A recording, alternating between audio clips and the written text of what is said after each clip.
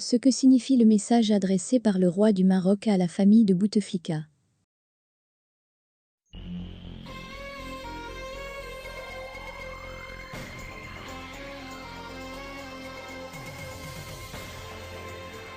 Nous apprenons de sources informées que le roi du Maroc a adressé un message de condoléances à la famille de l'ancien président Abdelaziz Bouteflika, décédé ce vendredi soir. Que signifie ce geste ? Les relations diplomatiques entre l'Algérie et le Maroc étant rompues, Mohamed VI et son gouvernement ne pouvaient donc s'adresser à leurs homologues algériens. La démarche de Rabat est loin d'être innocente, et encore moins sincère, relèvent nos sources.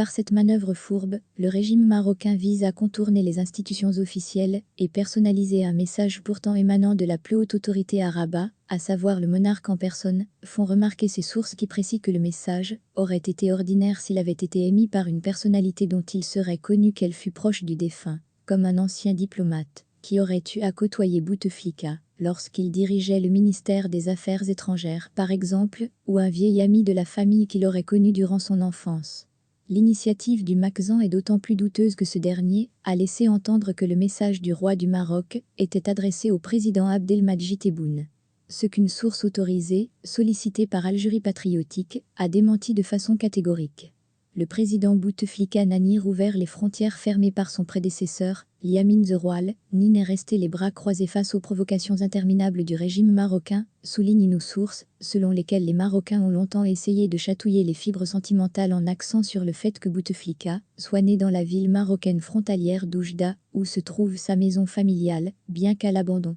Mais cette tartufferie a été vaine, et le choix porté par le défunt président à Rantan Lamamra, puis à Abdelkader Messaël, bête noire de Salah Eddine Mezouar, et son ex-adjoint, et néanmoins successeur Nassé Bourita, durant son règne sont la preuve qu'il n'avait pas du tout succombé au chant des sirènes, expliquent nos sources. Usant d'une main de fer dans un gant de velours, Abdelaziz Bouteflika a usé de la même ruse et de la même roublardise que les voisins de l'Ouest auxquels il tendait une fleur d'une main tout en affûtant ses armes de l'autre, relèvent nos sources, qui ajoute que le défunt chef de l'État connaissait trop la mentalité et la traîtrise des tenants du pouvoir au Maroc pour se laisser attendrir par les discours mielleux de Mohamed VI, qu'il a étreint à Rabat même au lendemain de son avènement au pouvoir, à l'occasion du décès de Hassan II. Les Marocains avaient vu dans la sollicitude du nouveau président algérien un revirement dans la politique étrangère de l'Algérie, notamment dans le dossier sahraoui, font remarquer nos sources. La poignée de main échangée avec le premier ministre israélien Ehud Barak avait achevé de faire croire à un virage à 180 degrés que le successeur civil du général Zerroual allait faire prendre à l'Algérie, poursuivent nos sources.